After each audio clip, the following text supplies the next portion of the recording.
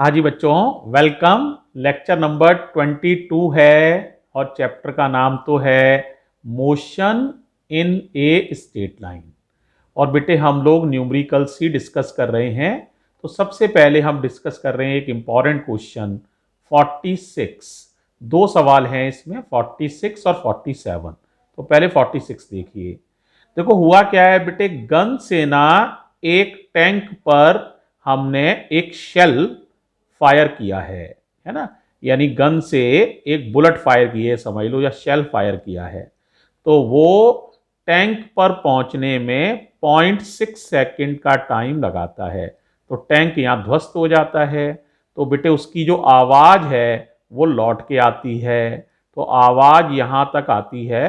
तो इस पूरे काम में गन से हमने शेल फायर किया और यहां तक तो शेल गया, यहां से साउंड लौट के आई। इस पूरे काम में 2.1 सेकंड का समय लगता है। ऐसा सवाल में दिया हुआ है। तो बताओ बेटा साउंड को आने में कितना समय लगा। तो देखो गन से शेल तक जाने को लगे 0.6 सेकंड और टोटल शेल का जाना और साउंड का आना इसमें लगे 2.1 सेकंड। तो 2.1 सेकंड में से 0.6 सेकंड को सब्ट्रैक्ट कर दो तो इसका मतलब साउंड का टैंक से गन तक जाने का समय 1.5 सेकंड है। पता चल जाएगा हमें। अब हमसे दो चीजें पूछी गई हैं। वेलोसिटी ऑफ साउंड हमें दे दी गई है 340 मीटर पर सेकंड और हमसे पूछा गया है distance between gun and tank और वेलोसिटी ऑफ शेल। ये दो चीजें पूछी गई हैं। तो सबसे पहले हम डिस्टेंस निकाल रहे हैं गन और टैंक के बीच की। बहुत ही आसान है, आसानी से कर सकते हो। डिस्टेंस होती है speed into time, speed into time. तो मैं ये फॉर्मूला साउंड के लिए लगा रहा हूं। साउंड की स्पीड ले रहा हूं तो साउंड की स्पीड 340 है और साउंड ने कितना समय लिया टैंक से गन तक पहुंचने में, वो समय है 1.5 सेकंड। तो 1.5 का मल्टीप्लाई कर दे रहा हूं तो डिस्टेंस निकल आएगी 510 मीटर। इसका मतलब ये है बेटा कि जो हमारा टैंक है और जो गन है उनके बीच का फासला 510 मीटर है। आसान सा है, हाल ही समझ में आ गया होगा। अब दूसरा देखो, अब हमें चाहिए शेल की वेलोसिटी। तो बताओ वेलोसिटी ऑफ शेल कैसे निकालोगे। वेलोसिटी ऑफ शेल, तो ये फॉर्मूला होता है डिस्टेंस अपॉन टाइम। अब ये शेल के लिए देखना है तो शेल ने कितनी डिस्टेंस ट्रेवल की गन से टैंक तक। गन से टैंक कितना दूर है 510 मीटर। लेकिन शेल को टाइम कितना लगा है, शेल ने टाइम लिया है T1 और T1 की वैल्यू है 0.6 सेकंड। इतनी देर उसे लगी है। तो डिवाइडेड बाई 0.6, पॉइंट हटाएंगे ऊपर 10 आ जाएगा। फिर आप कैंसिल करिए इसे 3 से कैंसिल करोगे 2 बार कट जाएगा। इसे 3 से काटोगे 170 बार कट जाएगा। 2 से काटोगे 5, 17 5 जा 850 मीटर पर सेकंड। इसका मतलब शेल की वेलोसिटी है 850 मीटर पर सेकंड।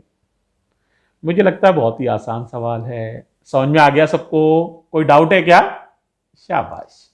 अब देखो बेटे एक सवाल और ले रहे हैं 47। जरा इसको ध्यान से देखो, केयरफुल हो जाओ जरा भाई। देखो बेटे एक ना ट्रेन है, ट्रेन की लंबाई कुछ भी मान लो ट्रेन की लंबाई x है। चलो कुछ भी मान सकते हो जो आपको अच्छा लगे। तो ट्रेन की लंबाई x है। ये एक खंबा है, पोस्ट है एक, है ना। उस पोस्ट को जब ये इंजन पार करता है तो वेलोसिटी v1 है। फिर ये यूनिफॉर्मली एक्सीलरेटेड मोशन है तो वेलोसिटी बढ़ती चली जाती है। और जब आखिरी डिब्बा पार करता है पोस्ट को तो वेलोसिटी v2 है। तो पूछ रहा है जब मिडिल पॉइंट पार करेगा ट्रेन का पोस्ट को mid point of train cross करेगा तो उसकी वेलोसिटी आपको कैलकुलेट करनी है v1 और v2 के टर्म्स में। ठीक है, फिर दोबारा समझ लो। फर्स्ट डिब्बे ने या इंजन ने पार किया पोस्ट को तो वेलोसिटी v1, आखिरी डिब्बे ने पार किया पोस्ट को तो वेलोसिटी v2। तो मिड पॉइंट ऑफ ट्रेन जब पार करेगा तो उसकी वेलोसिटी बतानी है और यूनिफॉर्मली एक्सीलरेटेड मोशन ये है। तो देखो बेटे कैसे कर सकते हैं, केयरफुली समझो जरा। ठीक है भाई, तो सबसे पहले देखो भाई ये लगा रहे हैं, फॉर्मूला होता है v square equals to u square plus 2as।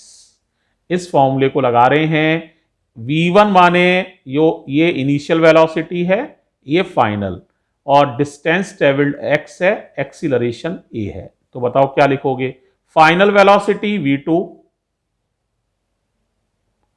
Initial velocity v1 plus 2a और डिस्टेंस ट्रेवल्ड x है तो x।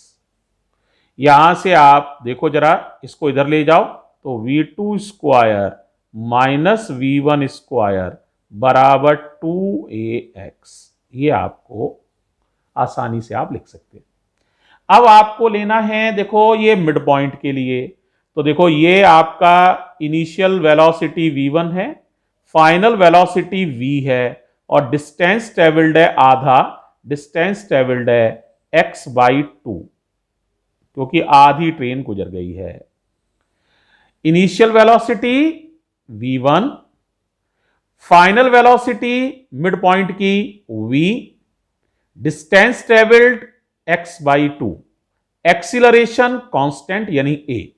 तो बताओ क्या लिखोगे, v स्क्वायर की जगह v स्क्वायर, मान लो मिडिल पॉइंट की वेलोसिटी v है, u का मतलब v1 का स्क्वायर, इनिशियल वेलोसिटी v1 है, प्लस 2a और s का मतलब है x/2। यही फॉर्मूला दोबारा लगाया है, तो इस तरह से हम आसानी से लिख सकते हैं। 2 से ये 2 कैंसिल हो गया तो v स्क्वायर आ गया v1 स्क्वायर प्लस ax। ठीक है, तो यहां से इसको इधर ले जाओ तो v स्क्वायर, बोलो बेटा, v स्क्वायर बराबर v1 स्क्वायर प्लस, चलो ax की वैल्यू रख दे रहे हैं, ऐसा कर दो, ax की वैल्यू ये अपॉन में 2 चला जाएगा तो हो जाएगी v2 square minus v1 square upon 2। कर लोगे? अब बताओ जरा, 2 का डिवाइड करके बताओ क्या मिल रहा है तुम्हें, बताओ। तो v स्क्वायर इक्वल्स टू, बोलो भाई क्या मिलेगा, बोलो। तो देखो बेटा, v1 स्क्वायर में से ये v1 स्क्वायर है ना, और ये है v2 स्क्वायर अपॉन 2, ये है माइनस v1 स्क्वायर अपॉन 2। तो v1 स्क्वायर में से v1 स्क्वायर अपॉन 2 चला जाएगा, v1 स्क्वायर में से v1 स्क्वायर अपॉन 2, तो बचेगा v1 स्क्वायर अपॉन 2 और प्लस v2 स्क्वायर अपॉन 2। बस निकल आया अभी, अब क्या करना है ना भाई। ठीक है, तो स्क्वायर हटाओगे तो अंडर रूट आ जाएगा, तो v आ जाएगा, एलसीएम ले लो, v स्क्वायर के लिए चाहो तो एलसीएम ले लो, तो v1 square plus v2 square, तो v आ जाएगा, कितना आ जाएगा बताओ, क्यों भाई, हाँ, under root v1 square plus v2 square upon 2। ये आ जाएगा मिड पॉइंट की वेलोसिटी v1 और v2 के टर्म्स में। आसानी से कर लोगे, कोई दिक्कत तो नहीं है।